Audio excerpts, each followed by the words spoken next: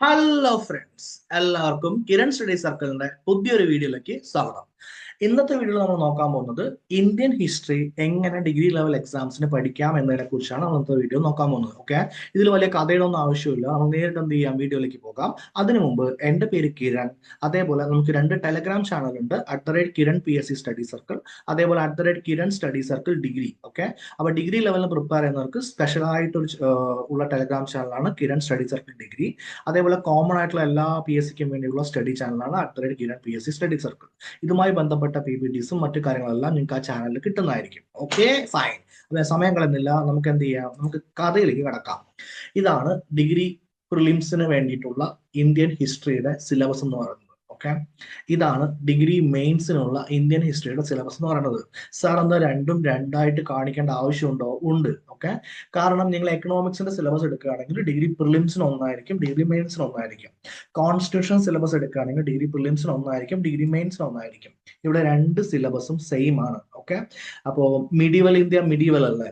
ഇപ്പൊ Indian history start ചെയ്യാൻ പോകുന്നത് political history of administrative reforms, അതേപോലെ എസ്റ്റാബ്ലിഷ്മെന്റ് ഓഫ് ബ്രിട്ടീഷ് തൊട്ടിട്ട് പൊളിറ്റിക്കൽ ഹിസ്റ്ററി ആഫ്റ്റർ 1951. ഇത് രണ്ടിലും നോക്കി കഴിഞ്ഞ് കഴിഞ്ഞാൽ സിലബസ് സെയിം ആണ്. അതുകൊണ്ട് ഇത്രയും പറയാൻ പറ്റും, രണ്ടിലും സിലബസ് സെയിം ആണ്. സോ ഡിഫറൻറ്റ് സ്ട്രാറ്റജിയുടെ ആവശ്യമില്ല. പ്രിലിംസും മെയിൻസ് എന്ന് പറഞ്ഞിട്ട് ഡിഫറൻറ്റ് സ്ട്രാറ്റജിയുടെ ആവശ്യമില്ല. Single strategy is enough. അങ്ങനെ പറയാനുള്ള കാര്യം എനിക്ക് നന്നായിട്ട് മനസ്സിലാകുണ്ടാവും. കാരണം എക്കണോമിക്സിന് ഡിഫറൻറ്റ് സ്ട്രാറ്റജി ആവശ്യമാണ്, കോൺസ്റ്റിറ്റ്യൂഷന് ഡിഫറൻറ്റ് സ്ട്രാറ്റജി ആവശ്യമാണ്. അപ്പൊ അങ്ങനെ ഡിഫറൻറ്റ് സ്ട്രാറ്റജി ആവശ്യമുള്ള സബ്ജക്റ്റ് ഉണ്ട്. നമുക്കിവിടെ രണ്ടിനും ഒരേ സ്ട്രാറ്റജി മതിയാവും. ഓക്കെ, അപ്പൊ ആദ്യം നമുക്ക് പറയാൻ പോകുന്നത് ഡിഗ്രി പ്രിലിംസിന്റെ ഡിഗ്രി മെയിൻസിന്റെ സിലബസ് എന്താ, സെയിം ആണ്. പക്ഷേ സിലബസ് വളരെ വാസ്റ്റ് ആണ്. ഇത്രയും സിലബസ് പഠിച്ചു തീർക്കുമ്പോഴേക്ക് ഒരുപാട് ടൈം ആവാനുള്ള സാധ്യതയുണ്ട്. നല്ല ഉറപ്പായിട്ട് എന്ത് ചെയ്യും, ടൈം വരും.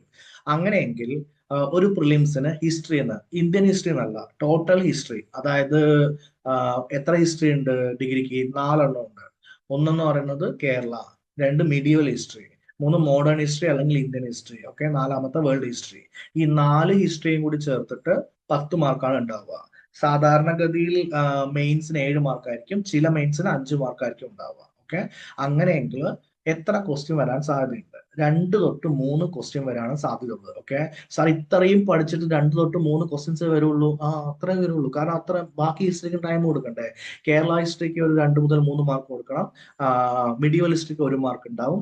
അതേപോലെ എന്താ അതിന്റെ പേരെന്താ, വേൾഡ് ഹിസ്റ്ററിക്ക് 2 മാർക്ക് കൊടുക്കണ്ടേ? ഇങ്ങനെയാണ് അവര് 10 മാർക്കും 7 മാർക്ക് ആക്കാൻ വേണ്ടി പോകുന്നത്. ഓക്കെ, 5 മാർക്ക് ആണെങ്കിൽ ഒരു 2 മാർക്ക് എന്താ ഇന്ത്യൻ ഹിസ്റ്ററി, ഒരു മാർക്ക് എന്താ എന്താ അതിന്റെ പേരെന്താ, കേരള ഹിസ്റ്ററി, ഒരു 2 മാർക്ക് വേൾഡ് ഹിസ്റ്ററി. ഈ രീതിയിൽ വേണം അവർക്ക് കൊടുക്കാൻ വേണ്ടിയിട്ട്. ഓക്കെ, എങ്കിൽ സാർ ഈ 2 മുതൽ 3 മാർക്ക് ഞങ്ങൾ ഇത്രയും ടോപ്പിക് പഠിക്കുകയാണെങ്കിൽ ഞങ്ങൾക്ക് എന്ത് വരും, എന്താ പറയാ, ഒരു ബാക്കിയുള്ള ടോപ്പിക് പഠിക്കാനുള്ള സമയം ഉണ്ടാവില്ല, അല്ലെങ്കിൽ ബാക്കിയുള്ള സബ്ജക്ട് പഠിക്കാനുള്ള സമയം ഉണ്ടാവില്ല. അത് തന്നെയാണ് നമ്മളോട് ഏറ്റവും കൂടുതൽ ഇമ്പോർട്ടന്റ് ആയി നോക്കാൻ പോകുന്ന കാര്യം. ആദ്യം നമ്മൾ ചെയ്യേണ്ടത് എന്താണ് ഹോട്ട് ടോപ്പിക്സ്, അതായത് പ്രധാനപ്പെട്ട ടോപ്പിക്സ് എന്താണെന്ന് നോക്കണം. ഓക്കെ, ഇതിൽ നമ്മളൊരു പ്ലേലിസ്റ്റ് ക്രിയേറ്റ് ചെയ്യുന്നുണ്ട്. ഈ പ്ലേലിസ്റ്റിൽ ഞങ്ങൾക്ക് കംപ്ലീറ്റ് ഇന്ത്യൻ ഹിസ്റ്ററിയുടെ എല്ലാ ക്ലാസ്സസും അവൈലബിൾ ആയിരിക്കും, നോട്ട്സ് അവൈലബിൾ ആയിരിക്കും. ഡിഗ്രി ലെവൽ എക്സാംസിലുള്ള കംപ്ലീറ്റ് ക്ലാസ്സസ് അവിടെ അവൈലബിൾ ആയിട്ട് ഉണ്ടാവുന്നതായിരിക്കും. എല്ലാ PYQs നമ്മൾ ഡിസ്കസ് ചെയ്യുന്നതായിരിക്കും. ഓക്കെ, ക്ലാസ് എടുക്കുന്ന സമയത്ത് തന്നെ PYQ ഡിസ്കസ് ചെയ്യുന്നതായിരിക്കും. അതോടൊപ്പം നമ്മൾ റിവിഷൻ വീഡിയോ സെപ്പറേറ്റ് ആയിട്ട് ഇടും. ആ റിവിഷൻ വീഡിയോയിൽ PYQവും പ്രാക്ടീസ് ക്വസ്റ്റ്യൻസും കമ്പൈൻഡ് ആയിട്ടുള്ള സാധനമായിരിക്കും ഇടുക. അപ്പോൾ കണ്ടിന്യൂസ് ആയിട്ട് റിവൈസ് ചെയ്യാൻ നിങ്ങൾക്ക് എളുപ്പമായിരിക്കും. അതുകൊണ്ട് എക്സാമിൽ പോകുമ്പോൾ മാക്സിമം ക്വസ്റ്റ്യൻസ് നിങ്ങൾ ഓൾറെഡി റിവൈസ് ചെയ്തിട്ടുണ്ടാവും. ഓക്കെ, എങ്കിൽ നമുക്ക് പറയാനുള്ളത്, ഈ പ്രിലിംസിന് പഠിക്കുന്ന സമയത്ത് തന്നെ ഇന്ത്യൻ ഹിസ്റ്ററി മൊത്തമായിട്ട് പഠിച്ചു തീർത്തിട്ടുണ്ടാവണം. അതായത് വേണ്ട കാര്യങ്ങൾ മൊത്തമായിട്ട് പഠിച്ചു തീർത്തിട്ടുണ്ടാവണം. ഓക്കെ, ഇല്ലെങ്കിൽ നിങ്ങൾക്ക് മെയിൻസിന് ടൈം ഉണ്ടാവില്ല. കാരണം മെയിൻസിന്റെ ടൈം എന്ന് പറയുന്നത് 2 months ആണ്. ഈ ഒരു സമയത്ത് നിങ്ങൾക്ക് സ്പെഷ്യൽ ടോപ്പിക് പഠിക്കാനും, പേപ്പർ 2 ഉണ്ടെങ്കിൽ അത് പഠിക്കാനും, ബാക്കിയുള്ള സബ്ജക്ട് പഠിക്കാനും, സയൻസ് പഠിക്കാനും ഒക്കെ വേണ്ടേ? എല്ലാം കൂടി പഠിച്ചുകൊണ്ടിരിക്കാൻ 2 മാസം കൊണ്ട് ഒരാൾക്കും പറ്റില്ല. എങ്കിൽ ഹിസ്റ്ററി പഠിക്കാനുള്ള ഏറ്റവും നല്ല സമയം എന്ന് പറയുന്നത് പ്രിലിംസ് ആണ്. മെയിൻസിന്റെ സമയത്ത് നിങ്ങൾക്ക് തന്നെ എന്തുണ്ടാവില്ല, ടൈം ഉണ്ടാവില്ല. എങ്കിൽ എൻ്റയർ ഹിസ്റ്ററി, അതായത് കേരള ആയിക്കോട്ടെ, ഇന്ത്യൻ ആയിക്കോട്ടെ, വേൾഡ് ആയിക്കോട്ടെ, മിഡീവൽ ആയിക്കോട്ടെ, എൻ്റയർ ഹിസ്റ്ററി നിങ്ങൾ പ്രിലിംസിന് മുമ്പ് നല്ല രീതിയിൽ പഠിച്ചിട്ടുണ്ടാവണം. നല്ല രീതിയിൽ പഠിച്ചിട്ടില്ലേ, ഓക്കെ, എങ്കിൽ മെയിൻസിന്റെ സമയത്ത് പിന്നെ എല്ലാം കൂടി പഠിക്കലല്ല, അത് വിടലേ നിവർത്തിയുള്ളൂ. അതിന് പകരം ഹോട്ട് ടോപ്പിക്സ് മാത്രം എന്ത് ചെയ്യുക, പഠിച്ചിട്ട് പോവുക. ഇതാണ് പ്രധാനപ്പെട്ട ഒരു സ്ട്രാറ്റജി ആയിട്ട് പറയാനുള്ളത്. ഓക്കെ, എങ്കിൽ ഇവിടെ മെയിൻസിന്റെ സമയത്ത് ഹോട്ട് ടോപ്പിക്സ് എന്ത് ചെയ്യുക, റിവൈസ് ചെയ്യുക. ഇതാണ് റിവൈസ് ചെയ്യാന്ന് മാത്രമേ നമുക്ക് എന്ത് ചെയ്യാൻ പറ്റുള്ളൂ, മെയിൻസിന്റെ സമയത്ത് ചെയ്യാൻ വേണ്ടി പറ്റുള്ളൂ. പഠിക്കേണ്ടത് എപ്പോഴാ, പ്രിലിംസിന്റെ സമയത്താണ്. എങ്കിൽ ഇന്ത്യൻ ഹിസ്റ്ററിയുടെ വിവിധ ഭാഗങ്ങൾ നമുക്ക് ഡിസ്കസ് ചെയ്യാം. ഓക്കെ, എനിക്ക് സ്ഥിരമായിട്ട് വരുന്ന ഡൗട്ടാണ്, സാർ ഇതിലിപ്പോ ഈ സബ്ജക്ട് നോക്കുമ്പോൾ ഇവിടെ പൊളിറ്റിക്കൽ ഹിസ്റ്ററി ഉണ്ട്, അഡ്മിനിസ്ട്രേറ്റീവ് റിഫോംസ് ഉണ്ട്, അതേപോലെ എസ്റ്റാബ്ലിഷ്മെന്റ് ഓഫ് ബ്രിട്ടീഷ് ഉണ്ട്. Sir first war of independence എടുത്തു കഴിഞ്ഞാൽ 1857 വിപ്ലവമാണ്. അതിലുള്ള എല്ലാ ഭാഗങ്ങളും ഞങ്ങൾക്ക് സ്റ്റുഡൻസിന് അറിയാം, ഞങ്ങൾക്ക് അറിയാം. ഓക്കെ, INC കുറിച്ച് നമുക്ക് അറിയാം, സ്വദേശിനെ കുറിച്ച് അറിയാം, സോഷ്യൽ റിഫോംസിനെ കുറിച്ച് അറിയാം. എനിക്ക് സ്ഥിരമായിട്ട് വരുന്ന ഡൗട്ട്സ് ആണ്, അതായത് പൊളിറ്റിക്കൽ ഹിസ്റ്ററിയിൽ എന്തൊക്കെയാണ് പഠിക്കേണ്ടത്, അഡ്മിനിസ്ട്രേറ്റീവ് റിഫോംസിൽ എന്തൊക്കെയാണ് പഠിക്കേണ്ടത്, അതേപോലെ കോൺട്രിബ്യൂഷൻ ഓഫ് ബ്രിട്ടീഷുകാരുടെ കോൺട്രിബ്യൂഷൻ, എസ്റ്റാബ്ലിഷ്മെന്റ് ഓഫ് ബ്രിട്ടീഷിൽ എന്താ പഠിക്കേണ്ടത്. ഈ കാര്യങ്ങൾ സ്ഥിരമായിട്ട് എനിക്ക് ക്വസ്റ്റ്യൻ വരുന്നതുകൊണ്ട് ഞാൻ ഈ 3 സാധനത്തിൽ എന്തൊക്കെയാണ് പഠിക്കേണ്ടത് എന്നുള്ളത് എഴുതി വെച്ചിട്ടുണ്ട്. ഓക്കെ, പൊളിറ്റിക്കൽ ഹിസ്റ്ററിയിൽ പഠിക്കേണ്ട കാര്യം, ബ്രിട്ടീഷുകാരുടെ വന്നു, ബ്രിട്ടീഷ് അറൈവൽ, പിന്നെ അവര് യൂറോപ്യന്മാരായിട്ട് എന്താ ഇത് നടത്തി, അതായത് ഫ്രാൻസുമായിട്ടും എന്താ പറയാ ഡച്ചുമായിട്ടൊക്കെ അവർ ഇത് നടത്തിയിട്ടുണ്ടായിരുന്നു. അതിനെക്കുറിച്ചാണ് ഒന്നാമത്തെ പഠിക്കാനുള്ളത്. 2, ഇംഗ്ലീഷ് ഈസ്റ്റ് ഇന്ത്യ കമ്പനി അവർ ക്രിയേറ്റ് ചെയ്തിട്ടുണ്ടായിരുന്നു. കർണാട്ടിക് വാർസ് ഉണ്ടായിരുന്നു, വാണ്ടിവാഷ് വാർ ഉണ്ടായിരുന്നു, മൈസൂർ വാർ ഉണ്ടായിരുന്നു, മറാഠ വാർസ് ഉണ്ടായിരുന്നു, ആംഗ്ലോ സിഖ് വാർസ് ഉണ്ടായിരുന്നു, പ്ലാസി വാർ ഉണ്ടായിരുന്നു, ബക്സർ വാർ ഉണ്ടായിരുന്നു. ഇതിനൊക്കെ നേതൃത്വം കൊടുത്തിട്ടുള്ള ഗവർണർ ജനറൽസ് ഉണ്ട്. ഗവർണർ ജനറൽ പഠിക്കുമ്പോൾ നമ്മൾ പഠിക്കുക എന്താണെന്ന് വെച്ച് കഴിഞ്ഞാൽ വെറും എന്താ പേര്, ആ സമയത്ത് അല്ലെങ്കിൽ ബ്രിട്ടീഷ് എസ്റ്റാബ്ലിഷ്മെന്റ് സമയത്തെ ഗവർണർ ജനറൽ മാത്രമല്ല, ഒരു 1947 വരെയുള്ള എല്ലാ ഗവർണർ ജനറൽ എന്ത് ചെയ്യുക, പഠിച്ചു വെക്കുക. ഇതാണ് പൊളിറ്റിക്കൽ ഹിസ്റ്ററിയിൽ പഠിക്കാനുള്ളത്. പൊളിറ്റിക്കൽ ഹിസ്റ്ററിയിൽ നമുക്ക് മെയിൻ ആയിട്ട് 10 ടോപ്പിക്കാണുള്ളത്. ഇതാണ് ചാപ്റ്റർ 1 നമുക്ക് പഠിക്കാൻ വേണ്ടിയിട്ടുള്ളത്. ഓക്കെ, അപ്പൊ ചാപ്റ്റർ 1 സോഴ്സ് എന്താണെന്നാണ് അടുത്ത ഡൗട്ട് വരാൻ വേണ്ടി പോകുന്നത്. NCERT NIOS, അതായത് national open university open school system. അപ്പൊ NIOS തമിഴ്നാട് SCERT ബുക്ക്, ഇതാണ് ഇതിന്റെ സോഴ്സ് വരാൻ വേണ്ടി പോകുന്നത്. ഈ സോഴ്സ് എന്നാണ് ഇത് പഠിക്കേണ്ടത്. ഓക്കെ, PYQ അനാലിസിസ് ഉറപ്പായിട്ടും എന്ത് ചെയ്യണം, ചെയ്തിട്ടുണ്ടാവണം. ഫാക്ട് ലെവലിലാണ് പഠിക്കേണ്ടത്. അപ്പൊ എന്താണ് സാർ ഈ ഫാക്ട് ലെവലിൽ പഠിക്കാന്ന് വെച്ച് കഴിഞ്ഞാൽ, ഇതാണ് നമ്മൾ ഇപ്പൊ ഡിസ്കസ് ചെയ്യാൻ വേണ്ടി പോകുന്നത്. എല്ലാ ടോപ്പിക്കിന്റെ നേരെയും നമ്മൾ ഫാക്ട് അല്ലെങ്കിൽ സ്റ്റേറ്റ്മെന്റ് എഴുതിയിട്ടുണ്ടാവും. ഫാക്ട് എന്ന് വെച്ച് കഴിഞ്ഞാൽ റിപ്പീറ്റേഷൻ പോസിബിലിറ്റി ഉണ്ട്. അങ്ങനെ പറഞ്ഞു കഴിഞ്ഞാൽ ക്വസ്റ്റ്യൻ വീണ്ടും വീണ്ടും വരാനുള്ള സാധ്യത എന്തുണ്ടാവും, ഉണ്ടാവും. 1857 വിപ്ലവത്തിൽ ലക്നൌവില്, okay, who was the leader in Lucknow എന്നുള്ള കാര്യം വീണ്ടും വീണ്ടും റിപ്പീറ്റ് ചെയ്യാനുള്ള സാധ്യതയുണ്ട്. എങ്കിൽ അതിനെ വിളിക്കുന്ന പേരാണ് ഫാക്ട്. ഓക്കെ, ഈ ഫാക്ട് എന്ന് എഴുതിയിട്ടുള്ള ഭാഗങ്ങൾ വളരെ ഡീറ്റെയിൽഡ് ആയിട്ട് കൂലങ്കഷമായി ആഴത്തിൽ പഠിക്കേണ്ട യാതൊരു കാര്യമില്ല. ഓക്കെ, അങ്ങനെ പഠിച്ചു കഴിഞ്ഞാൽ സമയം പോകുന്നതായിരിക്കും. എങ്കിൽ ഇത് എന്ത് ചെയ്യേണ്ട, ബേസിക് ഡീറ്റെയിൽ പഠിക്കുക. No need to study in ഡീപ്പായിട്ട് പഠിക്കേണ്ട കാര്യമില്ല. PYQ എന്ത് ചെയ്യുന്നതായിരിക്കും, വരുന്നതായിരിക്കും. അപ്പൊ അടുത്ത ഡൗട്ട്, സാറാണോ സാർ ക്വസ്റ്റ്യൻ പേപ്പർ ഇടുന്നത്? ഞാനല്ല ക്വസ്റ്റ്യൻ പേപ്പർ ഇടുന്നത്, PSC തന്നെയാണ്. പക്ഷെ അവർ നിങ്ങളോട് പറഞ്ഞിട്ടുണ്ട് ഞങ്ങൾ ഈ സോഴ്സ് നിന്നാണ് എടുക്കുന്നത്, എങ്കിൽ ഞങ്ങൾ ആ സോഴ്സ് അത്രയേ ഉള്ളൂ, അതും ഞങ്ങൾ ഇങ്ങനെ ക്വസ്റ്റ്യൻ ചോദിക്കാൻ സാധ്യതയുള്ളൂ എന്ന് അവർ പറഞ്ഞിട്ടുണ്ട്. ഇത്രയും കാലത്ത് നമ്മൾക്ക് എന്തുണ്ട്, ക്വസ്റ്റ്യൻ പേപ്പർ അനാലിസിസ് നമ്മുടെ കയ്യിലുണ്ട്. എങ്കിൽ അവർ അങ്ങനെ തന്നെയാണ് ചോദിക്കുന്നത്. അതുകൊണ്ട് കഷ്ടപ്പെട്ട് എന്ത് ചെയ്യേണ്ട, ഡീറ്റെയിൽ ആയി പഠിക്കേണ്ട കാര്യമില്ല. ഒരു എക്സാം ഇടുന്ന ആൾക്കും അറിയാം ഈ മൊത്തം സിലബസ് പഠിച്ചിട്ട് വരാനുള്ള കാര്യം ഒരു സ്റ്റുഡൻസിന് ഭയങ്കര ടഫ് ആണെന്നുള്ളത്. എങ്കിൽ അവർ അതിനനുസരിച്ചാണ് എന്ത് ചെയ്യുന്നത്, ക്വസ്റ്റ്യൻ പ്രിപ്പയർ ചെയ്യുന്നത്. അത് നമ്മൾ മനസ്സിലാക്കി അതുപോലെ പഠിച്ചു കഴിഞ്ഞാൽ നമുക്ക് എന്താവും, സ്മാർട്ട് വർക്ക് അടിപൊളിയായിട്ട് ചെയ്യാൻ വേണ്ടി പറ്റും. ഈ സ്മാർട്ട് വർക്കാണ് പറഞ്ഞു തരാൻ വേണ്ടി പോകുന്നത്. ഇത്രയും കാര്യം ഓക്കെ അല്ലേ? ഓക്കെ, അപ്പൊ ഫാക്ട് എന്താണെന്ന് മനസ്സിലായില്ലേ? സ്റ്റേറ്റ്മെന്റ് എഴുതിയിട്ടുണ്ടെങ്കിൽ ഡീറ്റെയിൽഡ് ആയിട്ട് പഠിക്കണം. അനാലിസിസ് ടൈപ്പ്, അതായത് നമ്മൾ കൂലങ്കഷമായി ആലോചിച്ച് ചെയ്യേണ്ട രീതിയിലുള്ള ക്വസ്റ്റ്യൻസ് ഒക്കെ വരും. ഓക്കെ, എല്ലാ PYQവും പഠിച്ചിട്ട് പോയാലും പുതിയ ക്വസ്റ്റ്യൻ വരാനുള്ള സാധ്യതയുണ്ട്. ഓക്കെ, അപ്പൊ ഡീപ്പായിട്ട് എന്ത് ചെയ്യണം, സ്റ്റഡി റിക്വയർ ആയിരിക്കണം. എന്ന് വെച്ചാൽ ഡീപ്പായിട്ട് നമ്മൾ എന്ത് ചെയ്യണം, പഠിക്കണം.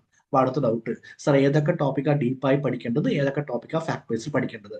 അതാണ് നമ്മൾ ആദ്യം ഡിസ്കസ് ചെയ്യാൻ വേണ്ടി പോകുന്നത്. ഓക്കെ, അപ്പൊ ഒന്നാമത്തെ കിട്ടിയല്ലോ, ഫാക്ട് ബേസ്ഡ് ആണ് പഠിക്കേണ്ടത്. Chapter 2 administrative reform. അപ്പൊ അഡ്മിനിസ്ട്രേറ്റീവ് റിഫോം, ബ്രിട്ടീഷുകാരുടെ അഡ്മിനിസ്ട്രേറ്റീവ് റിഫോം ആണ്. ഇതിൽ നമ്മൾ പ്രധാനമായിട്ട് പഠിക്കേണ്ട കാര്യം ബംഗാളിലെ ജമീന്ദാർ സിസ്റ്റം, ഓക്കെ, അതേപോലെ ലാൻഡ് റിഫോം സിസ്റ്റം, റയറ്റ് വാരി, മഹൽ വാരി തുടങ്ങിയവ. ഈ റിഫോം സിസ്റ്റം വന്നതിനെതിരെ എന്തുണ്ടായിരുന്നു, പ്രവർത്തനങ്ങൾ ഉണ്ടായിരുന്നു, റിവോൾട്ട്സ് ഉണ്ടായിരുന്നു. ആ റിവോൾട്ട്സിലെ സന്താർ റിവോൾട്ട്, ഡക്കാൻ റിവോൾട്ട് തുടങ്ങിയ കാര്യങ്ങൾ. ഓക്കെ, പിന്നെ കോട്ടൺ കൾട്ടിവേഷൻ, കോട്ടൺ ആണ് അവർക്ക് ഇന്ത്യ എന്ത് ചെയ്യുന്നത്, അവർക്ക് പ്രധാനമായി വേണ്ട സാധനം കോട്ടൺ ആണ്. ഇന്ത്യയിലെ കോട്ടൺ കിട്ടിയത് കൊണ്ടാണ് ബ്രിട്ടനിലെ ഇൻഡസ്ട്രിയൽ റവല്യൂഷൻ തന്നെ ഉണ്ടായത്. അപ്പൊ കോട്ടണിന് വേണ്ടിയിട്ട് അവർ ചെയ്ത കാര്യങ്ങളും അതിന്റെ റൈറ്റ്സും. Okay, പഹരിയ revolt. അതേപോലെ ഈ അഡ്മിനിസ്ട്രേറ്റീവ് റിഫോംസ് എല്ലാത്തിന്റെയും ഭാഗമായിട്ട് social, political and religious changes in Bengal. കാരണം ആദ്യകാലത്ത് ഒരു ബംഗാളാണ് അവരുടെ കയ്യിലുണ്ടായിരുന്നത്. ഓക്കെ അല്ലെ? അപ്പൊ ബംഗാളിലെ social, political and religious changes in ബംഗാളാണ് നോക്കാൻ വേണ്ടി പോകുന്നത്. സോഴ്സ് എവിടെ നിന്നാണ്? NCERT +1 +2 ബുക്സ് ആണ് ഇതിന്റെ പ്രധാനപ്പെട്ട സോഴ്സ്. ഓക്കെ, PYQ അനാലിസിസ് ഉറപ്പായും ചെയ്തിട്ടുണ്ടാവണം. അതേപോലെ ഇത് പഠിക്കേണ്ടത് എന്താണ് ആക്ച്വലി സ്റ്റേറ്റ്മെന്റ് ലെവലിലാണ്. അപ്പൊ ഡീറ്റെയിൽഡ് ആയി പഠിക്കണം. റിപ്പീറ്റേഷൻ പോസിബിലിറ്റി കുറവാണ്. അനാലിസിസ് ടൈപ്പ് ക്വസ്റ്റ്യൻസ് വരും. അങ്ങനെ എല്ലാം ഉണ്ടാവും. ഓക്കെ, എങ്കിൽ നമുക്ക് എന്ത് ചെയ്യാം, ഒരു ടൈപ്പ് വന്നിട്ടുള്ള ക്വസ്റ്റ്യൻ ചെയ്യാം. സാമൂഹ്യ സ്ഥാപനങ്ങളുമായും പരിഷ്കാരങ്ങളുമായും ബന്ധപ്പെട്ട വസ്തുതകൾ പരിഗണിക്കുക. ഡിഗ്രി പ്രിലിംസ് 2024 വന്ന ക്വസ്റ്റ്യൻ ആണ്. ഒന്ന്, 1829 നവംബർ 4 ഹിന്ദുക്കളുടെ വിധവകളെ ജീവനോടെ കത്തിക്കുന്ന അല്ലെങ്കിൽ ജീവനോടെ കുഴിച്ചു മൂടുന്ന സതി ആചാരം ക്രിമിനൽ കോടതികൾ നിയമവിരുദ്ധവും ശിക്ഷാർഹമാണെന്ന് പ്രഖ്യാപിച്ചു. ഓക്കെ സാർ, ഈ ഫസ്റ്റ് സ്റ്റേറ്റ്മെന്റ് നല്ല ഈസിയാണ്, കുഴപ്പമൊന്നുമില്ല. ഇതെന്താ വലിയ സംഭവമായിട്ടുള്ളത്? അല്ല, റിലാക്സിങ്. സെക്കൻഡ് സ്റ്റേറ്റ്മെന്റ് വായിച്ചു നോക്ക്. വിദ്യാഭ്യാസം, സാമ്പത്തിക സമ്മർദ്ദം, കൂട്ടുകുടുംബ വ്യവസ്ഥയുടെ തകർച്ച എന്നിവ മൂലമാണ് വിദ്യാസമ്പന്നമായ വിഭാഗങ്ങൾക്കിടയിൽ വിവാഹപ്രായം വർദ്ധിക്കുന്നത്. ഓക്കെ, കറന്റ് സിറ്റുവേഷന് ഹിസ്റ്ററിയുമായി ബന്ധപ്പെട്ടിട്ടുള്ള സംഭവമാണ് അവർ ചോദിച്ചിരിക്കുന്നത്. എങ്കിൽ ഇവിടെ നോക്കിക്കേ, social, political and religious changes in Bengal. അപ്പൊ ഇന്ത്യയിൽ അവർ കൊണ്ടുവന്ന ചേഞ്ചസ് എന്നാണ് ചോദ്യം. അപ്പൊ ഇന്ത്യയിൽ അവർ എന്ത് ചേഞ്ചസ് കൊണ്ടുവന്നിട്ടുണ്ടായിരുന്നു? ഓക്കെ, വിദ്യാഭ്യാസം കൊണ്ടുവന്നില്ലേ? വെസ്റ്റേൺ എഡ്യൂക്കേഷൻ കൊണ്ടുവന്നത് ആരാ? എന്താ പറയാ, യൂറോപ്യൻസ് അല്ലേ? അതിന്റെ ഭാഗമായിട്ട് നമ്മൾ വെസ്റ്റേൺ സ്റ്റൈലിലേക്ക് പോകുന്ന രീതിയിലല്ലേ വന്നിട്ടുണ്ടായിരുന്നത്. അതിന്റെ ഭാഗമായിട്ട് നേരത്തെ ഉണ്ടായിരുന്ന കൂട്ടുകുടുംബ വ്യവസ്ഥ എന്ത് ചെയ്തു? തകർന്നില്ലേ? ഇനി അതേ കൂട്ടുകുടുംബ വ്യവസ്ഥയിൽ ഉണ്ടായിരുന്ന ആളുകളെ റിലീജിയനിലേക്ക് കൺവേർട്ട് ചെയ്ത് കഴിഞ്ഞാൽ അവർക്ക് സ്വന്തമായി സ്ഥലം കിട്ടുമെന്നും അതേപോലെ അവരെ സാധാരണഗതിയിൽ ഉണ്ടാകുന്ന ഹിന്ദുക്കളെയും മുസ്ലിങ്ങളെയും എന്ത് ചെയ്യും? പുറത്താക്കും, ക്രിസ്ത്യാനിറ്റിക്ക് ആക്കുകയാണെങ്കിൽ. അപ്പൊ അവർ സെപ്പറേറ്റ് ആയിട്ട് ജീവിക്കും. എങ്കിൽ അവർക്ക് സ്ഥലം കിട്ടണം എന്ന് പറഞ്ഞിട്ട് അത് എന്താ, കുടുംബസ്വത്തിൽ അധികാരമുണ്ട് എന്ന് പറഞ്ഞിട്ട് ബ്രിട്ടീഷുകാർ നിയമം കൊണ്ടുവന്നിട്ടുണ്ടായിരുന്നു. അപ്പൊ ഈ കാര്യങ്ങളൊക്കെ അറിഞ്ഞാലല്ലേ ആ രണ്ടാമത്തെ സ്റ്റേറ്റ്മെന്റ് മുമ്പത്തെ കാര്യവും ബ്രിട്ടീഷുകാർ എന്താണ്, അതായത് യൂറോപ്യന്മാർ എന്താണ് ചെയ്തെന്നുള്ളതും ഇപ്പോൾ വിവാഹപ്രായം, വിദ്യാസമ്പന്നരായ വിഭാഗങ്ങൾക്കിടയിൽ വിവാഹപ്രായം വർദ്ധിക്കുന്നതിന്റെ കാരണം എന്താണെന്നുള്ളതും ബേസിക് ആയിട്ട് മനസ്സിലാക്കാൻ വേണ്ടി പറ്റുള്ളൂ. ഓക്കെ, കൂലങ്കഷമായി ആലോചിക്കേണ്ട സ്റ്റേറ്റ്മെന്റ് അല്ലേ? നമ്പർ 3, ബ്രിട്ടീഷ് ഗവൺമെന്റ് ജാതിയുടെയും കുടുംബത്തിന്റെയും കാര്യത്തിൽ ഇടപെടാത്ത നയമാണ് പിന്തുടർന്നത്. ഇടപെടാത്ത നയമാണോ പിന്തുടർന്നത്? അല്ല. ഇനി എപ്പ ഇടപെട്ടു നമ്മൾ പഠിക്കണ്ടേ? 1600 വന്ന ഉടനെ അവർ ഇടപെട്ടിട്ടില്ല. 1600 ടു എന്താ പറയാ, ഒരു 1757 വരെ അവർ ഇടപെട്ടിട്ടില്ല. 1757 എന്താ പറ്റിയത്? പ്ലാസി വാർ. 1757 മുതൽ 1857 വരെ അവർ ഇടപെട്ടു. അതിന്റെ ഫലമായിട്ട് എന്തുണ്ടായി? ഒന്നാം സ്വാതന്ത്ര്യ സമരം ഉണ്ടായി. എങ്കിൽ പ്രശ്നമായില്ലേ? ഓക്കെ, അപ്പൊ അവരെന്ത് ചെയ്തില്ല? പിന്നീട് ഇടപെട്ടില്ല. ഇതൊക്കെ അറിയണ്ടേ? ഇടപെട്ടിട്ടുണ്ടോ ഇല്ലയോ എന്നുള്ള കാര്യം നമുക്ക് അറിയണമല്ലോ. ഓക്കെ, ഈ സ്ഥാപനങ്ങളെ അടയാളപ്പെടുത്തിയ മാറ്റങ്ങൾ മിക്കവാറും സർക്കാർ നടപടികളല്ല, മറിച്ച് സാമൂഹിക സ്വഭാവമുള്ള ഘടകങ്ങളാണ്. ഓക്കെ, എന്ന് വെച്ചാൽ എന്താ പറയുന്നത്? സാമൂഹിക സ്വഭാവമുള്ള ഘടകങ്ങൾ, സൊസൈറ്റിയിൽ ഉണ്ടായ മാറ്റങ്ങളാണ് ഈ ജാതിയുടെയും കുടുംബത്തിന്റെയും കാര്യത്തിൽ എന്തുണ്ടാക്കിയത്? മാറ്റം ഉണ്ടാക്കിയത്. അല്ലാതെ എന്തല്ല, ബ്രിട്ടീഷ് ഗവൺമെന്റ് നടപടികളല്ല എന്നതാണ് സ്റ്റേറ്റ്മെന്റ്. ഇതൊന്നും മനസ്സിലാക്കണമെങ്കിൽ ബ്രിട്ടീഷ് ഗവൺമെന്റ് ഇന്ത്യൻ സൊസൈറ്റിയിൽ എന്താണ് ചെയ്ത് ഏതാണ് ചെയ്തതെന്ന് അറിയണ്ടേ? ഓക്കെ, ഇതൊരു എക്സാമ്പിൾ ക്വസ്റ്റ്യൻ ആണ്. ഇതുപോലുള്ള ഒരുപാട് എക്സാമ്പിൾസ് നമ്മൾ എന്ത് ചെയ്യുന്നതായിരിക്കും? ഈ ഒരു പ്ലേലിസ്റ്റ് ചെയ്യുന്നതായിരിക്കും. ഓക്കെ, നന്നായിട്ട് കാര്യങ്ങൾ മനസ്സിലാക്കുക. സാർ, ഇതൊക്കെ എവിടെ നിന്നാ വന്നത്? അതിന്റെ സോഴ്സ് ആണ് +1 +2 ബുക്സ്. നന്നായിട്ട് അത് വായിച്ചു നോക്കുക. ഓക്കെ, അതൊന്നാണ് അവർ ചോദിക്കുന്നത്. സോഴ്സ് ഞാൻ കണ്ടുപിടിച്ച് തന്നിട്ടുണ്ട്, എന്ത് ചെയ്താൽ മതി? അത് പഠിച്ചാൽ മതി. സോ ഒരുപാട് സോഴ്സ് പഠിക്കണം, നിങ്ങൾ പഠിച്ചോളൂ. ഓക്കെ, പക്ഷെ പഠിക്കാനുള്ള സമയം ഉണ്ടാവില്ല. കാരണം ഇന്ത്യൻ ഹിസ്റ്ററി മാത്രമല്ലല്ലോ നമുക്ക് പഠിക്കേണ്ടത്. ഇന്ത്യൻ ഹിസ്റ്ററിയോടൊപ്പം ഇന്ത്യൻ ഹിസ്റ്ററിയോടൊപ്പം ഇന്ത്യൻ ഹിസ്റ്ററിയോടൊപ്പം നമുക്ക് എന്ത് പഠിക്കണം? വേൾഡ് ഹിസ്റ്ററി പഠിക്കാനല്ലേ? കേരള ഹിസ്റ്ററി പഠിക്കാനല്ലേ? ജോഗ്രഫി പഠിക്കാനല്ലേ? വേറെ ഒരുപാട് കാര്യങ്ങൾ പഠിക്കാനല്ലേ? ഈ കാര്യങ്ങൾ മൊത്തം പഠിച്ചുകൊണ്ട് പോയിട്ട് IT ഇഷ്ടംപോലെ പഠിക്കാനല്ലേ? അതിനുവേണ്ടി ഇന്ത്യൻ ഹിസ്റ്ററി മാത്രം 4-5 ബുക്ക് റെഫർ ചെയ്തുകൊണ്ടിരുന്ന എങ്ങനെയാ പഠിക്കാൻ പറ്റുക? എങ്ങനെയാ എക്സാമുകൾ ടോപ്പ് ആവാൻ പറ്റുക? കാര്യം മനസ്സിലായില്ലേ? ഓക്കെ, അപ്പോൾ ഒരു ഐഡിയ കിട്ടുമെന്ന് വിചാരിക്കുന്നു. എന്ത് ഡൗട്ട് ഉണ്ടെങ്കിലും കമന്റ് ചെയ്യണേ, അല്ലെങ്കിൽ ടെലിഗ്രാം ചാനൽ ചോദിക്കണേ, അല്ലെങ്കിൽ നേരിട്ട് മെസ്സേജ് ചെയ്യണേ. Okay, chapter 3 establishment of British regulating act 1773 തൊട്ട് 1947 freedom of independence act. Okay, എങ്ങനെയാണ് ബ്രിട്ടീഷുകാരോട് ഭരിക്കുന്നതാണ് എന്ത് വരുന്നത്? ചോദ്യം ഉള്ളത്. ചോദ്യമല്ല, എന്താ നമ്മുടെ സബ്ജക്റ്റ് ഉള്ളത്? സബ്ജക്റ്റ് അല്ലല്ലോ. ഓക്കെ, പറഞ്ഞു മാറിപ്പോയി. എന്താ നമ്മുടെ ചാപ്റ്റർ ഉള്ളത്? അപ്പൊ ചാപ്റ്ററിൽ ഇതാണ് നോക്കേണ്ടത്. ഇതിന്റെ സോഴ്സ് എന്ന് പറയുന്നത് NCERT വായിക്കണം. പക്ഷെ NCERT NIOS തമിഴ്നാട് ബുക്കിലൊന്നും കാര്യമായിട്ട് അതിനെ കുറിച്ച് കൊടുത്തിട്ടുണ്ടാവില്ല. അതുകൊണ്ട് സ്പെക്ട്രം എന്ന് പറഞ്ഞൊരു ബുക്ക് ഉണ്ട്. സാർ, സ്പെക്ട്രം മുഴുവൻ വായിക്കണോ? വായിക്കേണ്ട ഒരു കാര്യമില്ല. ഓക്കെ, അതില് നമ്മളിവിടെ കൊടുത്തിട്ടുണ്ടാവും ഏതൊക്കെ ഭാഗമാണോ വായിക്കേണ്ടതെന്നുള്ളത്. ആ ഭാഗം മാത്രം എന്ത് ചെയ്യുക? വായിക്കുക. എങ്ങനെയാണ് സ്റ്റഡി മെത്തേഡ്? സ്റ്റേറ്റ്മെന്റ്. ഓക്കെ, കാര്യങ്ങൾ നന്നായി മനസ്സിലാക്കി വേണം അറിയാൻ വേണ്ടിയിട്ട്. നമ്മുടെ കാൽക്കുലേഷൻ ശരിയാണെങ്കിൽ ഒരു ഹോട്ട് ടോപ്പിക് ആണ് എന്ത്? ഈ ഒരു എന്താ 1773 ആക്ട് മുതൽ 1947 വരെയുള്ള freedom of act independence act വരെ വരുന്ന ഭാഗം സ്ഥിരമായിട്ട് ചോദ്യം ചോദിച്ചുകൊണ്ടിരിക്കുന്ന ഒരു ഭാഗമാണ്. എങ്കിൽ നമുക്ക് ചോദ്യം നോക്കാം. താഴെ പറയുന്നവയിൽ ഏതാണ് 1947 ഇന്ത്യൻ സ്വാതന്ത്ര്യ നിയമത്തിന്റെ ഭാഗമല്ലാത്തത്? ഡിഗ്രി പ്രിലിംസ് 2025 ചോദിച്ച ചോദ്യമാണ്. 1. മൗണ്ട് ബാറ്റൺ പദ്ധതിയുടെ അടിസ്ഥാനത്തിലാണ് 1947 ഇന്ത്യൻ സ്വാതന്ത്ര്യ നിയമം പാസ്സാക്കിയത്. Sir simple, normal statement, relax ചെയ്യും. 1947 ഓഗസ്റ്റ് 15 മുതൽ ഇന്ത്യയെ സ്വതന്ത്രവും പരമാധികാരവുമായ ഒരു രാജ്യമായി എന്ത് ചെയ്തു? പ്രഖ്യാപിച്ച നിയമമാണ്. സഭ സ്വതന്ത്രമുണ്ട്, പരമാധികാരമുണ്ട്. ജനാധിപത്യം എവിടെ? ഓക്കെ, അപ്പൊ അതെടുത്ത് ഡൗട്ടായി. ഇന്ത്യ സ്വതന്ത്ര പരമാധികാര റിപ്പബ്ലിക് ജനാധിപത്യ രാജ്യമല്ലേ? ഡെമോക്രാറ്റിക് എന്താ റിപ്പബ്ലിക്, പിന്നെന്താ സോഷ്യലിസം ഉണ്ട്, പിന്നെ എന്താ പറയാ സെക്യുലറിസം ഉണ്ട്. ഇതെല്ലാം ഉള്ള ഒരു രാജ്യമല്ലേ ഇന്ത്യ ആയിട്ടുള്ളത്? എങ്കിൽ ഇന്ത്യയിലൂടെ ഫ്രീഡം, സ്വതന്ത്രവും പരമാധികാരവുമായ രാജ്യം മാത്രം അവിടെ എഴുതിയിട്ടുള്ളൂ. ബാക്കി എവിടെ പോയി? എന്തുകൊണ്ടാണ് ഇല്ലാതിരുന്നത് എന്നാണ് മനസ്സിലാക്കണ്ടേ. ഓക്കെ, ബ്രിട്ടീഷ് രാജാവ് നിയമിക്കേണ്ട ഗവർണർ ജനറലിന്റെ ഓഫീസ് ഈ നിയമം സ്ഥാപിച്ചു. എങ്കിൽ ഇന്ത്യക്ക് സ്വാതന്ത്ര്യം കിട്ടിയതിനു ശേഷം എന്തുകൊണ്ടാണ് ബ്രിട്ടീഷ് രാജാവ് ഗവർണർ ജനറൽ നിയമിക്കുന്നത്? ഇന്ത്യക്കാരിൽ ഗവർണർ ജനറൽ നിയമിക്കേണ്ടത്? എന്താ പ്രശ്നം എന്താ എന്ന് നമ്മൾ മനസ്സിലാക്കണ്ടേ. ഇന്ത്യൻ നാട്ടുരാജ്യങ്ങൾ ഇന്ത്യൻ ഡൊമിനിയനിൽ ചേരണമെന്ന് ഈ നിയമം നിർബന്ധിച്ചു. അപ്പൊ 1947 ഇന്ത്യൻ ഡൊമിനിയൻ എന്ന് വെച്ചാൽ എന്താ? ഡൊമിനിയൻ എന്ന് വെച്ചാൽ പുത്രിക രാജ്യം. എങ്ങനെയാ അത് പുത്രിക രാജ്യം ആയത്? എന്തുകൊണ്ടാണ് ഇന്ത്യൻ ഡൊമിനിയൻ ആയത് എന്നൊക്കെ നമ്മൾ മനസ്സിലാക്കണ്ടേ. അപ്പൊ അത്യാവശ്യം മനസ്സിലാക്കിയിട്ട് വേണം ഈ സ്റ്റേറ്റ്മെന്റ്സ് ഒക്കെ എന്ത് ചെയ്യാൻ വേണ്ടിയിട്ട്. ഇന്ത്യയിലെ ബ്രിട്ടീഷ് ഭരണത്തെ കുറിച്ചുള്ള വസ്തുതകൾ. ഡ്യുവൽ ഗവൺമെന്റ് എന്ന് വിളിക്കപ്പെടുന്ന ഭരണ സംവിധാനമായി ബ്രിട്ടീഷുകാരുടെ ആദ്യ കൂട്ടുകെട്ട്. ഓക്കെ, ഡ്യുവൽ ഗവൺമെന്റ് എന്താ? ഓക്കെ, അതുപോലെ ഇരട്ട ഭരണം എന്താ? റെഗുലേറ്റിംഗ് ആക്ട് പ്രകാരം 1974 സർ എലീജ എംപെ ചീഫ് ജസ്റ്റിസായി സുപ്രീം കോടതി സ്ഥാപിതമായി. Normal statement. Okay, Pitt's India act 1784 പ്രധാനമായും ലണ്ടനിലെ കമ്പനിയിലെ ഗോങ് ഗവൺമെന്റിൽ മാറ്റം കൊണ്ടുവന്നു. അപ്പോ ലണ്ടനിൽ ഈസ്റ്റ് ഇന്ത്യ കമ്പനി ഉണ്ട്, ഇന്ത്യയിൽ ഈസ്റ്റ് ഇന്ത്യ കമ്പനി ഉണ്ട്. എന്തുകൊണ്ടാണ് പിറ്റ്സ് ഇന്ത്യ ആക്ട് 1784 ലണ്ടനിലെ കമ്പനിയിലെ ഗവൺമെന്റിൽ മാറ്റം കൊണ്ടുവന്നത് എന്നാണ് ചോദ്യം. മനസ്സിലാക്കണ്ടേ. 1813 ചാർട്ടർ ആക്ട് വഴി കമ്പനിക്ക് ഇന്ത്യയുമായുള്ള വ്യാപാരത്തിന്റെ കുത്തക നഷ്ടപ്പെട്ടെങ്കിലും ചൈനയുമായുള്ള വ്യാപാരത്തിന്റെയും തേയില വ്യാപാരത്തിന്റെയും കുത്തക തുടർന്നു.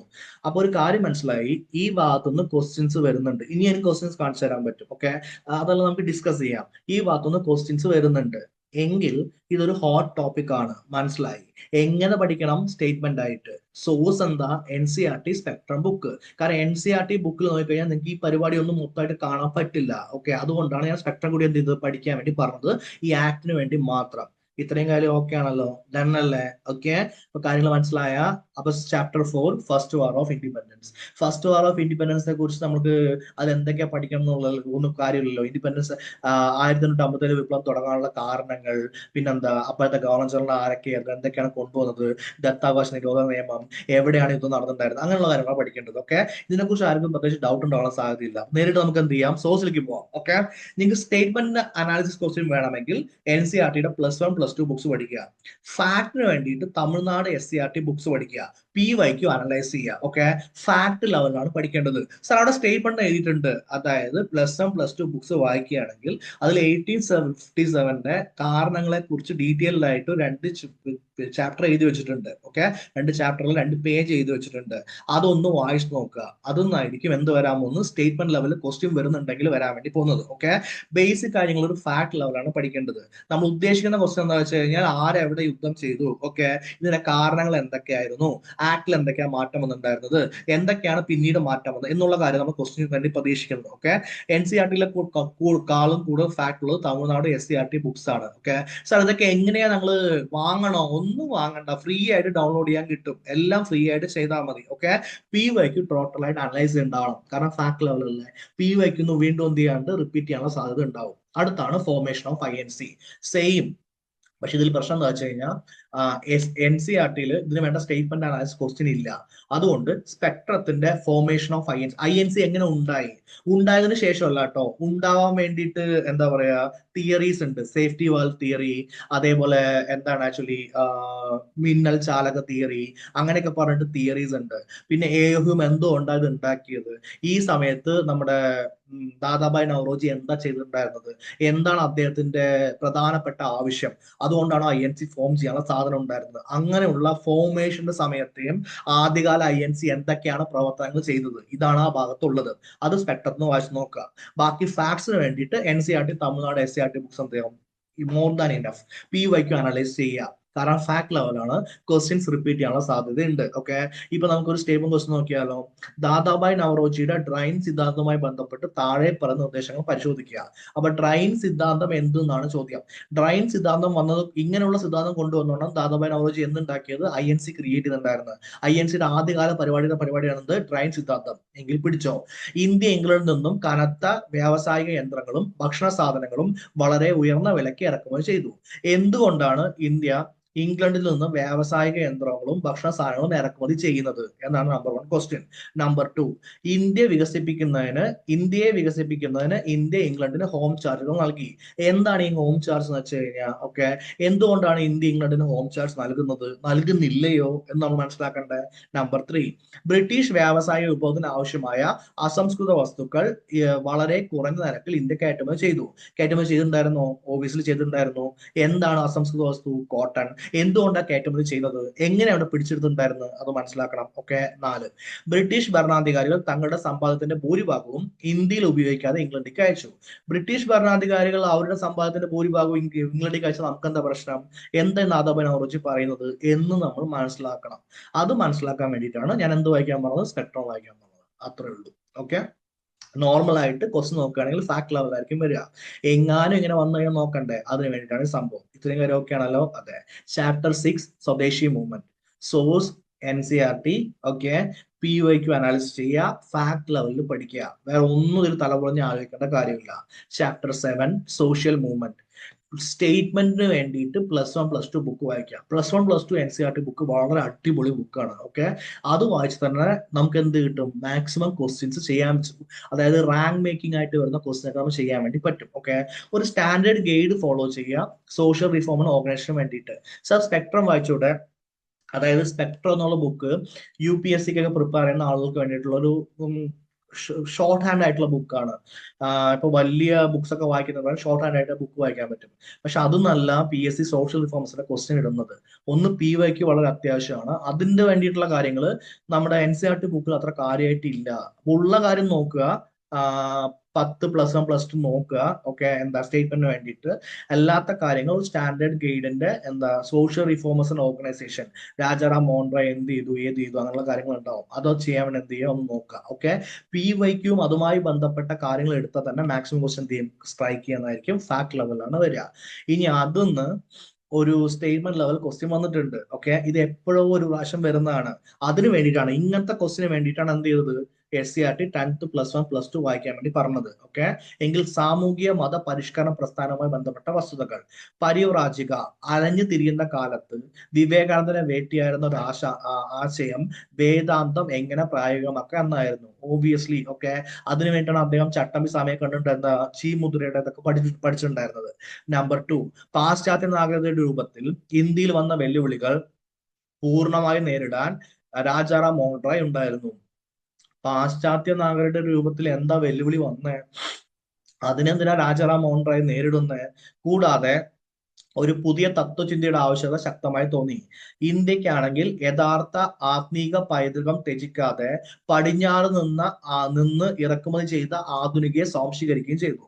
ഇന്ത്യയിൽ ഉണ്ടായിരുന്ന ആത്മീയ പൈതൃകം ത്യജിക്കാതെ, അതായത് ഇന്ത്യക്കാർക്ക് ഇന്ത്യക്കാരെ പോലെ നോക്കാതെ പടിഞ്ഞാറ് നിന്ന് വെസ്റ്റേൺ സൈഡിൽ നിന്ന് വന്ന ആധുനിക എന്ത് ചെയ്തു, സ്വാംശീകരിക്കുകയും ചെയ്തു എന്നാണ് എഴുതിയിരിക്കുന്നത്.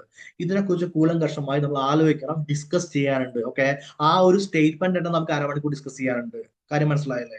നമ്പർ 3, പ്രാർത്ഥനാ സമാജം അനുയായികൾ അവരുടെ ശ്രദ്ധ പ്രധാനമായും സാമൂഹിക പരിഷ്കരണത്തിനാണ് അർപ്പിച്ചത്. പരസ്പരം വിവാഹം തമ്മിലുള്ള ബന്ധം, വിധവകളുടെ പുനർവിവാഹം, സ്ത്രീകളുടെയും അധസ്ഥിത വിഭാഗങ്ങളുടെയും പുരോഗതി എന്നൊക്കെ അവർ ശ്രദ്ധിച്ചിട്ടുണ്ടായിരുന്നു. ഓക്കെ, കമ്പാരിറ്റീവ്ലി ഈസി സ്റ്റേറ്റ്മെന്റ് ആണ്, ശ്രദ്ധിച്ചിട്ടുണ്ടായിരുന്നു. നമ്പർ 4, ഇന്ത്യയുടെ പുരാതന ആദർശങ്ങളെയും സ്ഥാപനങ്ങളെയും പുനരുജ്ജീവനവും ഇന്ത്യയുടെ പുരാതന ആദർശങ്ങളുടെയും സ്ഥാപനങ്ങളുടെയും പുനരുജ്ജീവനവും പുനരവലോകനവും മിക്ക പ്രശ്നങ്ങളും പരിഹരിക്കുമെന്ന് ആനി ബെസന്റ് വിശ്വസിച്ചു. അതെന്ത് ഇന്ത്യയുടെ പുരാതന ആശയങ്ങൾ സ്ഥാപനങ്ങൾ എങ്ങനെയാ ഇന്ത്യയുടെ മിക്ക പ്രശ്നങ്ങളും പരിഹരിക്കുക, ആനി ബസന്റ് മാത്രമാണ് അങ്ങനെ വിശ്വസിച്ചിട്ടുണ്ടായിരുന്നത്. ഇതെല്ലാം അറിയാൻ വേണ്ടിയിട്ട് നിങ്ങൾ SCERT 10+1+2 വായിക്കുക. ഓക്കെ, നോർമലി ബാക്കി എല്ലാ സാധനങ്ങളും ഫാക്ട് ലെവലിലാണ് വരിക. സോഷ്യൽ റിഫോമേഴ്സ് ആൻഡ് ഓർഗനൈസേഷൻ അതൊരു സ്റ്റാൻഡേർഡ് ഗൈഡ് എന്ത് ചെയ്യുക, നോക്കി വെക്കുക, PYQ അനലൈസ് ചെയ്യുക. ഓക്കെ, എങ്ങനെയെങ്കിലും ഇങ്ങനത്തെ ക്വസ്റ്റ്യൻ വന്നിട്ടുണ്ടെങ്കിൽ അതിന്റെ സോഴ്സ് ഒന്നുണ്ട്, നമ്മുടെ കയ്യിലുണ്ട്. നമ്മുടെ കയ്യിൽ നിന്ന് ഒന്നും മിസ്സാവില്ല. ഓക്കെ, ഒരു ക്വസ്റ്റ്യനും മിസ്സാവില്ല. ഇപ്പൊ ഇന്ത്യൻ ഹിസ്റ്ററി എന്ന് പറയുന്ന ഒരു ക്വസ്റ്റ്യൻ നമ്മുടെ കയ്യിലൊന്നും ഉണ്ടാവില്ല, മിസ്സാവില്ല. ഇനി അടുത്തത്, സാർ ഈ 2-3 മാർക്കിന് വേണ്ടി ഞങ്ങൾ എന്ത് ചെയ്യും, ഇത്രയൊക്കെ പഠിക്കണം, ഞങ്ങൾ മൊത്തം എന്ത് ചെയ്താൽ മതി, വിട്ടാ പോരെ എന്ന് വിചാരിക്കുന്നവരുണ്ടാവും. മക്കളെ, നമ്മൾ മെയിൻസിന് പോകുമ്പോൾ നന്നായിട്ട് പഠിച്ചിട്ട് എന്താ പറയാ, ലിസ്റ്റിൽ വന്നിട്ട് ജോലി കിട്ടാതിരിക്കുന്ന ഒരുപാട് പേരുണ്ട്. അവരോടൊക്കെ ചോദിച്ചാൽ അറിയാം ഒരു മാർക്കിന്റെ വില. ഒരു മാർക്ക് കൊണ്ടായിരിക്കും ചിലപ്പോൾ അവരെന്താ റാങ്ക് 300 വരെ വന്നിട്ടുണ്ടാവും. ഒരു മാർക്ക് കുറഞ്ഞത് കൊണ്ട് അവർ റാങ്ക് 450 ആയിട്ടുണ്ടാവും. ഓക്കെ, അത് കാരണം അവർക്ക് കിട്ടിയിട്ടുണ്ടാവില്ല. എക്സാമുകളിൽ പോയിട്ട് വരുത്തുന്ന മിസ്റ്റേക്സുകൾ, അറിയാതെ തെറ്റി കറുപ്പിക്കുന്നത്, 2 എണ്ണം ഒരുമിച്ച് കറുപ്പിക്കുന്നത്, ക്വസ്റ്റ്യൻ ശരിയാണെന്ന് വിചാരിച്ചിട്ട് വേറൊരു സാധനം അങ്ങനെ ഒരുപാട് കാര്യങ്ങൾ സ്റ്റുഡൻസ് നടക്കാറുണ്ട്. അപ്പോൾ ഞാൻ പറഞ്ഞു വന്നത് ഇത്രയേ ഉള്ളൂ. ഇതൊരു 2 മാർക്കാണ് 3 മാർക്കാണെന്ന് പറഞ്ഞിട്ട് വിട്ട് കഴിഞ്ഞാൽ മെയിൻസ് നിങ്ങൾക്ക് പണി കിട്ടും. പ്രിലിംസ് നിങ്ങൾക്ക് ക്ലിയർ ചെയ്യാൻ പറ്റും, എനിക്ക് ഉറപ്പാണ്. ഓക്കെ, ഹിസ്റ്ററി പഠിച്ചില്ലെങ്കിലും പ്രിലിംസ് നിങ്ങൾക്ക് ക്ലിയർ ചെയ്യാൻ പറ്റും. പക്ഷെ മെയിൻസ് അങ്ങനെയല്ല. പക്ഷെ നമ്മുടെ പ്രധാനപ്പെട്ട പ്രശ്നം എന്താ, മെയിൻസിന് ഹിസ്റ്ററി പഠിക്കാൻ വേണ്ടി സമയമില്ല. അതുകൊണ്ടാണ് ഇപ്പൊ പഠിക്കാൻ പറയുന്നത്. ഓക്കെ, ഐഡിയ കിട്ടുന്നത് വിചാരിക്കുന്നു. Okay, done. Chapter 8 news paper arts, അതായത് freedom organisations literature. Okay, 7-10 NCERT book വായിച്ചു നോക്കുക, സ്റ്റാൻഡേർഡ് ഗൈഡ് വയ്ക്കുക, PYQ അനാലിസ് ചെയ്യുക. ഫാക്ട് ലെവലാണ് ക്വസ്റ്റ്യൻ വരിക. കൂലങ്കഷമായിട്ട് ഒന്നും ആലോചിക്കേണ്ട കാര്യമില്ല. Okay, independence movement and Mahatma Gandhi 7-10 ബുക്കിൽ ഫാക്ട് ഉണ്ട്. NCERTയുടെ +1+2 ഗാന്ധിയൻ സ്റ്റഡീസ് എന്നൊരു പരിപാടി ഉണ്ട്. ആ ഗാന്ധിയൻ സ്റ്റഡീസ് എന്ന് ഗാന്ധിജി എന്താണ്, ഏതാണ്, അങ്ങനെയൊക്കെ ഉണ്ട്. അന്ന് സ്റ്റേറ്റ്മെന്റ് ലെവൽ ക്വസ്റ്റ്യൻ വരുന്നതായിരിക്കും. ഓക്കെ അല്ലെ, സ്പെക്ട്രം വായിച്ചു നോക്കണം ഉറപ്പായിട്ട്. ഈ ഭാഗത്തിന് സ്റ്റേറ്റ്മെന്റ് ലെവൽ ക്വസ്റ്റ്യനാണ്. PYQ അനാലിസിസ് ചെയ്യണം. സ്റ്റേറ്റ്മെന്റ് ലെവലിൽ വളരെ ഡീറ്റെയിൽഡ് ആയിട്ട് ഗാന്ധിജിയെ കുറിച്ചും അദ്ദേഹത്തിന്റെ എല്ലാ ഇൻഡിപെൻഡൻസ് മൂവ്മെന്റിനെ കുറിച്ചും, സ്വാതന്ത്ര്യം കിട്ടുന്നവരെ അദ്ദേഹം എന്തായിരുന്നു, ഏതായിരുന്നു, എന്താണ് സത്യാഗ്രഹം, എങ്ങനെ ചെയ്തു, എല്ലാം എന്ത് ചെയ്യണം, പഠിക്കേണ്ട സിറ്റുവേഷൻ ആണ്. ഓക്കെ, ഇത്രയും കാര്യം ഒക്കെ ആണല്ലോ. അടുത്താണ് chapter 10 extremist movement in India. Extremist movement in India. ഇന്ത്യയിലെ എന്താണ് എക്സ്ട്രീമിസ്റ്റ് മൂവ്മെന്റിനെ കുറിച്ചാണ് പറയാൻ പറഞ്ഞിരിക്കുന്നത്. തീവ്രവാദി മൂവ്മെന്റിനെ കുറിച്ചാണ് പറയാൻ പറഞ്ഞിരിക്കുന്നത്. ഓക്കെ അല്ലെ, NCERTയുടെ 7-10 ബുക്ക് വായിക്കുക ഫാക്ട്സിന് വേണ്ടിയിട്ട്, +1+2 ബുക്ക് വായിക്കുക സ്റ്റേറ്റ്മെന്റിന് വേണ്ടിയിട്ട്. സ്റ്റാൻഡേർഡ് ഗൈഡും ഫാക്ടിന് വേണ്ടി യൂസ് ചെയ്യാവുന്നതാണ്. ഓക്കെ, PYQ അനാലിസ് ചെയ്യുക, ഫാക്ട് ലെവലിലാണ്, കൂലങ്കഷമായിട്ട് ഒന്നും ആലോചിക്കേണ്ട കാര്യമില്ല. Chapter 11 India's independent and post independent period. NCERTയുടെ +1+2 ബുക്ക് ഉണ്ട്. തമിഴ്നാട് SCERT ഫർദർ ഫാക്ട് കിട്ടുന്നതായിരിക്കും. ഓക്കെ, PYQ അനലൈസ് ചെയ്യുക, ഫാക്ട് ലെവൽ എന്ത് ചെയ്യുക, പഠിക്കുക. ഫാക്ട് ലെവലാണ് പഠിക്കേണ്ടത്, കൂലങ്കഷമായി ചെയ്യേണ്ട കാര്യമില്ല. Chapter 12 state reorganisation. NCERTയുടെ 8-10 ബുക്കിൽ എല്ലാ കാര്യങ്ങളും ഉണ്ട്. ഓക്കെ, PYQ അനലൈസ് ചെയ്യുക, ഫാക്ട് ലെവൽ എന്ത് ചെയ്യുക, പഠിക്കുക. Chapter 13 development in science education and technology. Okay, അപ്പൊ സയൻസിലും എഡ്യൂക്കേഷനും ടെക്നോളജിയിലും ഉണ്ടായ മാറ്റം, അതിന് വേണ്ടിയിട്ട് NCERTയുടെ 8-10 ബുക്ക് വായിക്കുക, PYQ അനലൈസ് ചെയ്യുക, ഫാക്ട് ലെവൽ എന്ത് ചെയ്യുക, പഠിക്കുക. സിമ്പിൾ. Chapter 14 foreign policy. NCERTയുടെ ക്ലാസ് 8 ഉണ്ട്, അതേപോലെ +1+2 ബുക്സ് ഉണ്ട്. PYQ അനാലിസ് ചെയ്യുക, ഫാക്ട് ലെവൽ എന്ത് ചെയ്യുക, പഠിക്കുക. Chapter 15 political history after 1951. Source class 8-10 NCERT ആണ്. PYQ അനലൈസ് ചെയ്യുക, ഫാക്ട് ലെവലിൽ പഠിക്കുക. ഇങ്ങനത്തെ ക്വസ്റ്റ്യൻ ആണ് വരിക. അതായത് പ്രധാനമായിട്ട് അടിയന്തരാവസ്ഥയും ഇന്ദിരാഗാന്ധിയൊക്കെയാണ് വരിക. താഴെ പറയുന്നവരിൽ ഏതൊക്കെ സംഘടനകളാണ് അടിയന്തരാവസ്ഥ കാലത്ത് നിരോധിച്ചിരുന്നത്? ഇങ്ങനത്തെ ക്വസ്റ്റ്യൻസ് ആണ് വരിക. ക്വസ്റ്റ്യൻസ് എല്ലാം നമ്മൾ എന്ത് ചെയ്യുന്നതായിരിക്കും, വെറി ചെയ്യേണ്ട. ഓക്കെ, അപ്പൊ ഇത്രയും നേരം എടുത്തതിന്റെ സമ്മറി. കാരണം ഓരോരുത്തർക്ക് ലാസ്റ്റ് ഇത് എവിടെയാ ഫാക്ട് എന്നൊക്കെ ഡൗട്ട് ഉണ്ടാവുമല്ലോ, അതിനോട് നമ്മൾ സമ്മറി ഉണ്ടാക്കി വെച്ചിട്ടുണ്ട്. അപ്പൊ ടോപ്പിക് നമ്പർ 1 പൊളിറ്റിക്കൽ ഹിസ്റ്ററി എങ്ങനെയാ പഠിക്കേണ്ടത്, ഫാക്ട് ആയിട്ടാണ്. Topic number 2 administrative reform, statement. Establishment of British, statement. First war of independence, fact. Formation of INC, fact. Swadeshi movement, fact. Social movement, fact. News paper arts freedom organisation literature, fact. Independence movement and Mahatma Gandhi, statement. Extremist movement in India, fact. India's independent and post-independent period, fact. State reorganization, fact. Development in science, education and technology, fact. Foreign policy, fact. Political history after 1951, fact. ഇനി പറ, 3 ടോപ്പിക്കുകളെ, അല്ല sorry 3 ചാപ്റ്ററെ ഞാൻ നിങ്ങളെ കൊണ്ട് detail ആയി പഠിക്കാൻ പറഞ്ഞിട്ടുള്ളൂ. ഏതൊക്കെയാ? Administrative reform, establishment of British, independence movement and Mahatma Gandhi. ബാക്കി എല്ലാം ഫാക്ട് ആണ് പഠിക്കാൻ പറഞ്ഞിരിക്കുന്നത്. ഇപ്പൊ കാര്യം മനസ്സിലായോ? ഇത്രയും വലിയൊരു സബ്ജക്റ്റിനെ മൂന്ന് ചാപ്റ്ററുകൾ ഡീറ്റെയിൽ ആയി പഠിക്കാൻ പറഞ്ഞിട്ട് ബാക്കിയെല്ലാം ബേസിക് ആയി പഠിച്ചാൽ മതി എന്ന് പറഞ്ഞ സോഴ്സും തന്നിട്ടില്ലേ? ഇപ്പൊ പഠിക്കുമ്പോ കുറെ കൂടി എന്താവും, എളുപ്പമാവില്ലേ? സാർ ഈ രീതിയിലാണ് ക്വസ്റ്റ്യൻ വരിക, ഇതേ രീതിയിലാണ് ക്വസ്റ്റ്യൻ വരിക. ഫാക്ട് എന്ന് വെച്ചാൽ ഫാക്ടുമായി ബന്ധപ്പെട്ട കാര്യങ്ങൾ മാത്രം എന്ത് ചെയ്യുള്ളൂ, വരുള്ളൂ. സ്റ്റേറ്റ്മെന്റിന് പഠിച്ചിട്ട് പോയിട്ട് അവിടെ ഫാക്ട് പഠിച്ചിട്ട് പോയിട്ട് എന്താ കൂലങ്കഷമായി ആലോചിക്കേണ്ട രീതിയിലുള്ള കാര്യങ്ങൾ വരില്ല. ഏതെങ്കിലും ഒരു ഭാഗത്ത് കൂലങ്കഷമായി ആലോചിക്കണമെങ്കിൽ അത് എവിടെ നിന്നാണ് ഉള്ളതെന്ന് കൂടി നമ്മൾ നോക്കിയിട്ടുണ്ട്. സോ വെറി ചെയ്യേണ്ട കാര്യമില്ല, ആരിൽ എന്തിയാ മതി, പഠിച്ചാൽ മതി. എങ്കിൽ നെക്സ്റ്റ് സ്റ്റെപ്പ്, സർ ഏതൊക്കെ ടോപ്പിക്കുകളാണ് ഉറപ്പായിട്ടും പഠിച്ചിട്ട് പോകേണ്ടത്? എസ്റ്റാബ്ലിഷ്മെന്റ് ഓഫ് ബ്രിട്ടീഷ്, അത് സ്റ്റേറ്റ്മെന്റ് ആണ്, ആക്ട്സ് പഠിച്ചുകൊണ്ടിരിക്കണം. ഫസ്റ്റ് വാർ ഓഫ് ഇൻഡിപെൻഡൻസ്, അത് ഉറപ്പായിട്ടും പഠിക്കണം. Formation of INC, news paper freedom organisations, independent movement and Mahatma Gandhi, state reorganisation, foreign policy. ഇത്രയും കാര്യങ്ങളാണ് ഹോട്ട് ടോപ്പിക് ഉള്ളത്. ഇത്രയും എന്താ ഭാഗങ്ങളിൽ നിന്ന്, അത്രയും ചാപ്റ്റേഴ്സിൽ നിന്ന് നമ്മൾ 1, 2, 3, 4, 5, 6, 7 ഭാഗങ്ങൾ എടുത്തിട്ട് പഠിക്കാൻ വേണ്ടി പറഞ്ഞിട്ടുണ്ട്. അതിൽ തന്നെ 2 ഭാഗം മാത്രമേ ഡീറ്റെയിൽഡ് ആയിട്ട് പഠിക്കാനുള്ളൂ. ഓക്കെ, ഒരു സാധാരണഗതിയിൽ ഒരു എക്സാം വരികയാണെങ്കിൽ ഇതിൽ തന്നെ 2 തൊട്ട് 3 മാർക്ക് എന്ത് ചെയ്യുന്നത്, സ്ട്രൈക്ക് ചെയ്യേണ്ടതാണ്. ഓക്കെ, ഇനി എങ്ങാനും എന്തെങ്കിലും മാറ്റം പറ്റിക്കഴിഞ്ഞാൽ അതിനുള്ള സോഴ്സ് നമ്മുടെ കയ്യിലും ഉണ്ട്. Okay, so don't worry about that. Indian ഹിസ്റ്ററിയുടെ ഫുൾ മാർക്ക് നമുക്ക് എന്ത് കിട്ടും, നമ്മുടെ കയ്യിൽ കിട്ടുന്നതായിരിക്കും. അതിന് വേണ്ടിയിട്ട് ഈ ഒരു പ്ലേലിസ്റ്റിൽ ഇന്ത്യൻ ഹിസ്റ്ററി ഫസ്റ്റ് തൊട്ട് ലാസ്റ്റ് വരെ കൊടുക്കുന്നതായിരിക്കും. റിവിഷൻ കാര്യങ്ങൾ ഉണ്ടാവും. എല്ലാം എന്ത് ചെയ്യുക, നന്നായിട്ട് പഠിക്കുക, എന്നിട്ട് നന്നായിട്ട് എന്ത് ചെയ്യുക, എക്സാം ക്ലിയർ ചെയ്യുക. എന്ത് ഡൗട്ട് ഉണ്ടെങ്കിലും ചോദിക്കുക.